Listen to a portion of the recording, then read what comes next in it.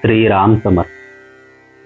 सद्गुरू श्री ब्रह्मचैतन्य गोंडवलेकर महाराज यांचे प्रवचन 7 डिसेंबर.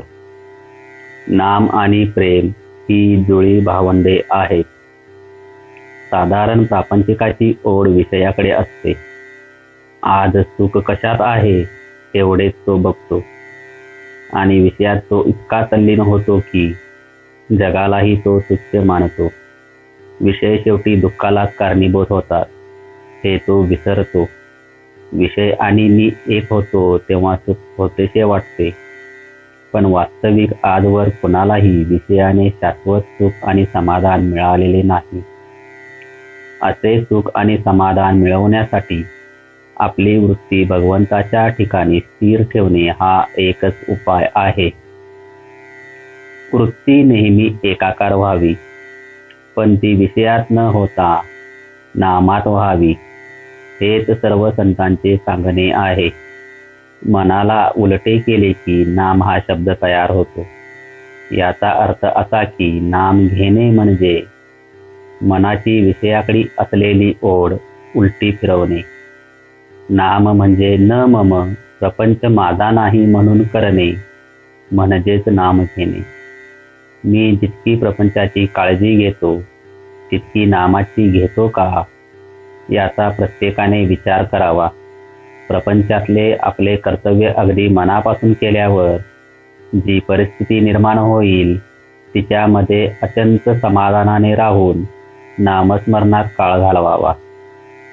निर्गुणाला एक डोळे झाले, ते म्हणजे नाम आणि प्रेम.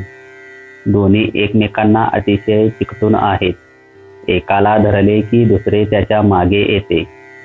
आज आपले प्रेम अनेक वस्तूंवर, व्यक्तींवर, पैशांवर, विद्येवर, देहावर, लौकिकावर गुंतले आहे. त्या कारणाने भगवंतावर प्रेम करून त्याच्या मागे नाम येईल अशी आपली अवस्था नाही.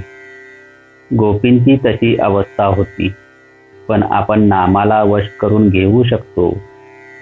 ते झाले की भगवंताचे प्रेम आपोआप येईल. घरादारावर प्रेम सहवासाने बसते. मग नामाचा सहवास केला तर प्रेम का लागणार नाही? खरोखर या जगात कुणाच्या बुद्धीला पचविता आल्या नाहीत अशा कितीतरी वस्तू आहेत.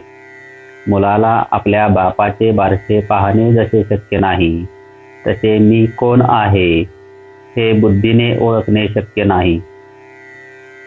खरी सत्य वस्तू कल्पना, बुद्धी आणि तर्क यांच्या पलीकडे आहे.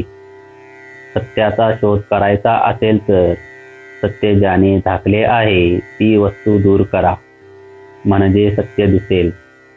सत्य हे आपल्याला उत्पन्न करता येत नाही, पण उपाधी मात्र उत्पन्न करता येते. उदाहरणार्थ, भीती, कल्पना इत्यादी आपणच उत्पन्न करतो.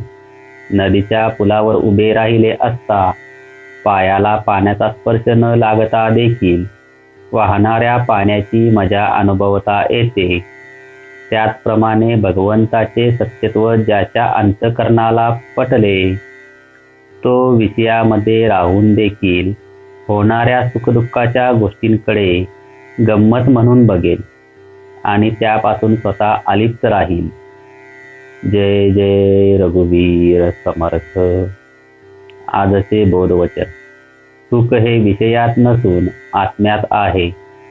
आत्मा सुखरूप आहे. श्री राम समर्थ.